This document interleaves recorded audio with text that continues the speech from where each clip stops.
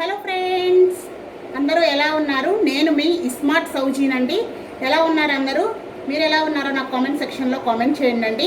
మన ఛానల్లోకి వచ్చేసరికి మన ఛానల్లో వ్లాగ్స్ ఉంటాయి, బ్యూటీ టిప్స్ ఉంటాయి, కుకింగ్ టిప్స్ అలాగే కిచెన్ గురించి ఏవైనా టిప్స్ ఉన్నా సరే అవన్నీ కూడా నేను మీతో షేర్ చేస్తాను. మీరు నాతో ఇంటరాక్ట్ అవుతూ ఉంటే ఇంకేమైనా సరే నేను పెట్టడానికి ఎక్కువ ఇంట్రెస్ట్ అనేది ఉంటుంది కదా, ఎవరైనా అంతే కదా బేసిక్గా. సో మీ అందరూ కూడా చాలా బాగా రెస్పాండ్ అవుతున్నారు. చాలా థ్యాంక్స్ అండి ఇంటిదిగా సపోర్ట్ చేస్తున్నందుకు నన్ను. ఈరోజు మనం పండు మిర్చి పచ్చడిని ఎలా తయారు చేసుకోవాలో చూద్దామండి. ముందుగా దానికి కావాల్సిన ఏమేంటంటే 1 కేజీ పండు మిరపకాయలు కావాలి. ఈ పండు మిరపకాయలు 1 కేజీని తీసుకుని దానిలోకి 200 గ్రాములు చింతపండుని యాడ్ చేసుకోవాలి. అలాగే 1 గ్లాసు గల్లుప్పు కానీ మామూలుగా నార్మల్ సాల్ట్ కానీ యాడ్ చేసుకోవచ్చు. అలాగే చిటికెడు పసుపుని యాడ్ చేసుకొని మొత్తం కలిపి ఈ పండు మిరపకాయలు, చింతపండు, ఉప్పు అలాగే కొంచెం పసుపు కూడా కలర్ కోసం యాడ్ చేసుకుంటున్నాము. ఇవన్నీ కలిపి కచ్చపచ్చగా దంచుకుని, అంటే మిక్సీలో కావచ్చు లేదంటే గ్రైండర్లో, రోట్లో మీ ఇష్టం, దంచుకుని 1 వారం 10 రోజుల పాటు కలిపి పెట్టుకోవాలి. ఈలోగా మొత్తం పడతాయి అన్నమాట. అంటే ఈ పండు మిరపకాయలకి చింతపండు, ఉప్పు అన్నీ కూడా సమపాళ్లలో కలుస్తాయి. 1 వారం పాటు ఇలా తొక్కి పెట్టుకున్నటువంటి పచ్చడిని ఇప్పుడు మనం ఇలా తయారు చేసుకున్నటువంటి ఈ పచ్చడిని మనం ఇప్పుడు మళ్ళీ రుబ్బుకోవాలి. గ్రైండర్లో కానీ లేదంటే రోట్లో అయినా సరే. ఇదిగో చూడండి, మీకు వీడియోలో కనిపిస్తుంది కదా, ఈ పండు మిరపకాయలు, చింతపండు, ఉప్పు, సాల్ట్ వేసుకుని వారం పాటు కచ్చపచ్చగా దంచి పెట్టుకున్నటువంటి ఈ పచ్చడి వారం పాటు నిల్వ ఉంటే మనకి ఈ కలర్లో వస్తుందన్నమాట. ఇప్పుడు మళ్ళీ దీన్ని మిక్సీ అలాగే గ్రైండర్ కానీ వేసుకుని మళ్ళీ మెత్తగా ఇలా గింజలు కనిపిస్తున్నాయి కదా, ఇవేమి కనిపించకుండా చక్కగా మెత్తగా మిక్సీ వేసుకోవాలి. మిక్సీలో నలగపోతే గ్రైండర్ అయినా సరే వేసుకుని చక్కగా మనకి మెత్తని పేస్ట్ లాగా అయిపోతుంది పచ్చడి అంతా. ఇంకెక్కడన్నా ఏమన్నా ఉంటే ఉప్పు కానీ చింతపండు ఇవన్నీ కూడా కలిసి చక్కగా రుబ్బితే కలిసిపోతాయి అన్నమాట. ఇప్పుడు చూద్దాము. ఇలా పెట్టుకున్నటువంటి ఈ పచ్చడి మనకి సంవత్సరం పాటు నిల్వ ఉంటుంది అన్నమాట ఈ పచ్చడి. సో దీంట్లోకి మనం మెంతుల్ని యాడ్ చేసుకుంటున్నాము. అలాగే వెల్లుల్లిపాయలను కూడా యాడ్ చేసుకుంటున్నాము. ఉంటే ఆవాలు కూడా కొంచెం లైట్గా, ఇందులో మెంతులు ఎక్కువ పడతాయి, ఆవాలు అనేవి మీ ఇష్టం, ఆప్షనల్, కొంచెం వేసుకోవచ్చు. కానీ మెంతులు అనేవి టేస్ట్ ఉంటుంది పచ్చడికి. సో నువ్వుల నూనె కానీ లేదంటే వేరుశనగ పప్పు నూనె కానీ ఏదైనా సరే యాడ్ చేసుకోవచ్చు అనమాట. ఇక్కడ ఆవు పిండి చూపిస్తున్నాను మీకు. కొంచెం కచ్చపచ్చగా దంచుకున్నటువంటి ఆవు పిండిని తీసుకుంటున్నాము. ఇవన్నీ కూడా మెంతుల్ని కాస్త ఫ్రై చేసి పెట్టుకోవాలన్నమాట. ఆవు పిండి కొంచెం అయితే సరిపోతుంది. మెంతు పిండి అనేది ఎక్కువ ఉండాలి, 100 గ్రాములు ఉండాలి. అప్పుడే ఈ పచ్చడి టేస్ట్ అనేది వస్తుందన్నమాట. మెంతులు మరీ ఎక్కువ వేసుకుంటే చేదు వచ్చేస్తుంది, చూసుకుని వేసుకోవాలి. కేజీ పచ్చడికి సరిపడా. ఇక్కడ వెల్లుల్లిపాయలు కూడా కొంచెం దంచి పెట్టుకోవాలన్నమాట. ఇప్పుడు నిల్వ చేసుకున్నటువంటి వారం రోజుల పాటు నిల్వ చేసుకున్నటువంటి ఈ పచ్చడిని మనం ఇప్పుడు మిక్సీలో వేసి పట్టుకుంటున్నాము. కొంచెంగా ఫస్ట్ చిన్న జార్లో వెల్లుల్లిపాయలు అలాగే ఆవు పిండి అలాగే మెంతులు 3 కలిపి చూడండి చక్కగా మనకి మెత్తని పేస్ట్ లాగా పట్టుకోవాలి.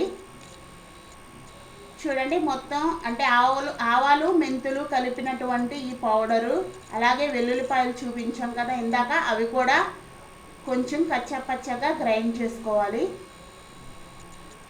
గ్రైండ్ చేసుకుంటే ఆ పచ్చడికి మంచి స్మెల్, చక్కగా టేస్ట్ అనేది వస్తుంది.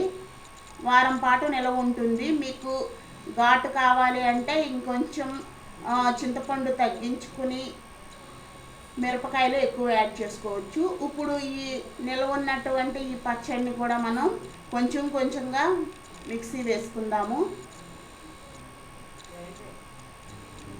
చూడండి పచ్చడి చక్కగా లోపలంతా కూడా ఎలా ఎర్రగా, ఫ్రెష్ పచ్చడి కదా, తాజా పచ్చడి ఎర్రగా కనిపిస్తుందో చూస్తుంటేనే నోరూరిపోతుంది. చక్కగా మంచిగా రెడ్డిష్ కలర్లో ఉంది. ఇది మనం పట్టుకున్న తర్వాత ఫ్రిడ్జ్లోనే పెట్టుకుంటే ఈ కలర్ అనేది ఇలాగే ఉంటుంది.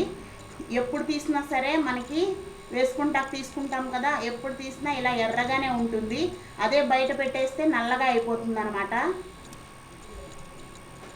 గుంటూరు మిర్చి ఘాటు కారం అయితే బాగుంటుంది పచ్చడికి. అలాగే వెల్లుల్లిపాయలు కొంచెం కచ్చపచ్చగా దంచి పెట్టుకుంటున్నాము ఇక్కడ. చూడండి, వీడియోలో చూస్తే మీకు అర్థమవుతుంది. ముందు మనం నిల్వ చేసుకోవాలి వారం రోజుల పాటు మొత్తం కలిపి తొక్కి పెట్టుకున్న తర్వాత ఇవన్నీ కూడా మళ్ళీ రెడీ చేసుకోవాలి. ఎప్పుడైతే రుబ్బుతామో మనం పచ్చడిని అప్పుడు రెడీ చేసి పెట్టుకోవాలి. చూడండి పచ్చడి ఎంత ఎర్రగా బాగుందో, రెడ్గా చూస్తుంటేనే నోరూరిపోతుంది. అస్సలు కారం అనేది ఉండదండి, చాలా బాగుంటుంది, చాలా టేస్టీగా ఉంటుంది. ఇక్కడ మనకు గింజలు కనిపిస్తున్నాయి కదా, ఈ గింజల్ని కూడా మనం ఇప్పుడు రుబ్బేసుకుంటే మొత్తం మెత్తని పేస్ట్ లాగా అయిపోతుంది.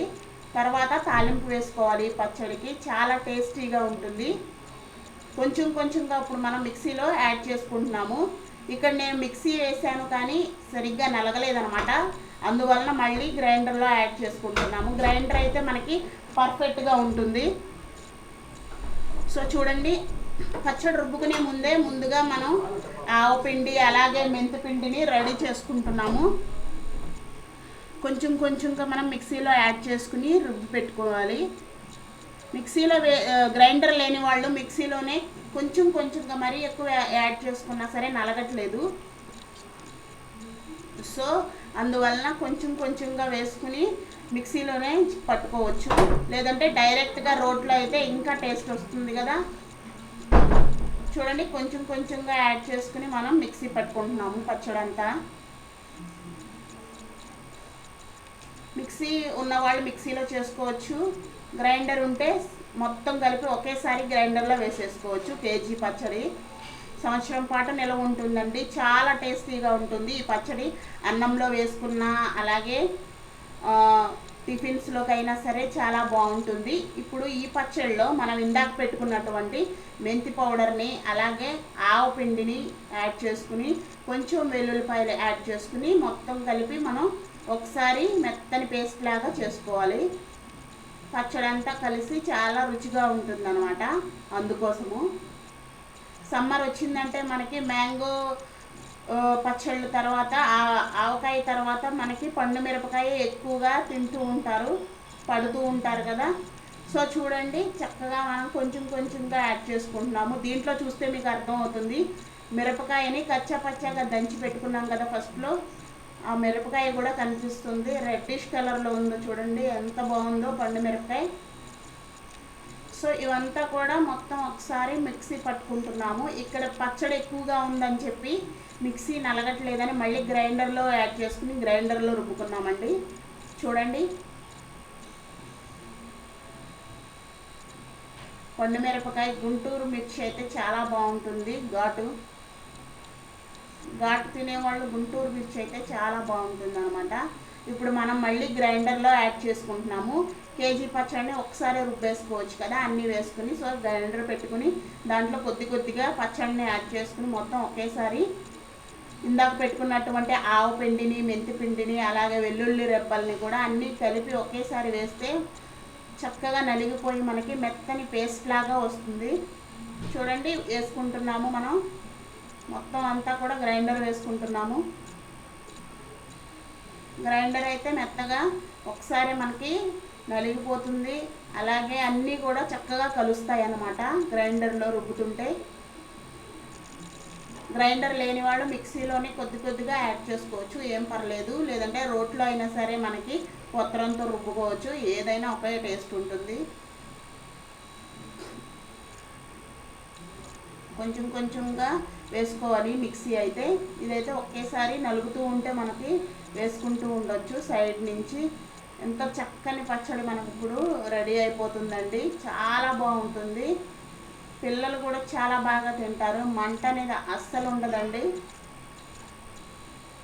చింతపండు వేస్తున్నాము దీంట్లో, అలాగే మనకి సాల్ట్ సరిపోయినంత సాల్ట్ని యాడ్ చేసుకుంటున్నాము. ఇలా రుబ్బేటప్పుడు ఒకసారి సాల్ట్ చూసుకోండి, ఎందుకంటే మనం ముందు నానబెట్టేటప్పుడు అంటే చింతపండు అన్నీ కలిపి పెట్టుకుంటాం కదా, తొక్కేటప్పుడు సాల్ట్ అప్పుడు తక్కువ వేసుకోవాలి. ఇప్పుడు చూసుకుని రుబ్బేటప్పుడు సరిపోతే ఈ గ్రైండర్లోనే కొంచెం సాల్ట్ని యాడ్ చేసుకుంటే ఆ పచ్చడితో పాటు చక్కగా సాల్ట్ కూడా కలిసిపోతుంది, అలాగే సరిపోతుంది, చక్కగా అన్నిటికీ పడుతుంది అన్నమాట. మొత్తం పచ్చడికి అక్కడక్కడ ఎక్కువ అవ్వకుండా అక్కడక్కడ తక్కువ అవ్వకుండా మొత్తం కలుస్తుంది. సో చూసారు కదా, ఇలా నలిగిపోయిన పచ్చడిని మళ్ళీ ఒక డబ్బాలోకి తీసుకుంటున్నాము. ఇప్పుడు ఈ పచ్చడిని మొత్తం పచ్చడిని కూడా మనం వేరుశనగ పప్పు నూనెతో తాలింపు పెట్టుకోవాలి. తిరగమూత అంటారు కదా, అది పెట్టుకోవాలన్నమాట. చాలా టేస్టీగా ఉంటుంది ఇంకా పచ్చడి. అలా పెట్టుకున్నటువంటి పచ్చడిని మనం ఫ్రిడ్జ్లో పెట్టేసుకుంటే సంవత్సరం పాటు మనకి నిల్వ ఉంటుంది. అలాగే కలర్ కూడా ఇలాగే ఉంటుంది, కలర్ అనేది చేంజ్ అవ్వదు అనమాట. మీకు వద్దు అనుకుంటే మీరు తీసుకున్నప్పుడే కొంచెం కొంచెంగా తీసుకుంటారు కదా పచ్చడి, అప్పుడే తాలింపు వేసుకోవచ్చు. లేదంటే మొత్తం ఒకేసారి తాలింపు వేసుకోవచ్చు, ఏం పర్లేదు. మీలో ఎవరైనా ఫస్ట్ టైం మన ఛానల్ని చూస్తున్నట్లయితే ప్లీజ్ సబ్స్క్రైబ్ చేసుకోండి మన ఛానల్ని, లైక్ చేయండి, షేర్ చేయండి. ఇప్పుడు మనం ఈ పచ్చడిని తాలింపు వేసుకోవాలి. మన ఛానల్లో అన్నీ ఉంటాయండి, వ్లాగ్స్ ఉంటాయి, బ్యూటీ టిప్స్ ఉంటాయి, కుకింగ్ టిప్స్ ఉంటాయి, అన్నీ ఉంటాయి.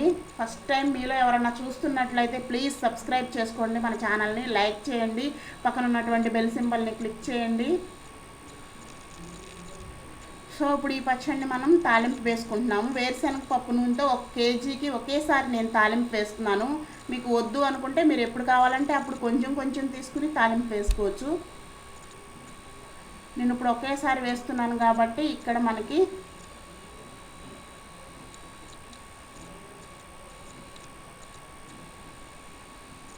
మనకి నూనె అనేది ఎక్కువగానే తీసుకోవాలి. కేజీకి 1/4 కిలో సరిపోతుంది నూనె.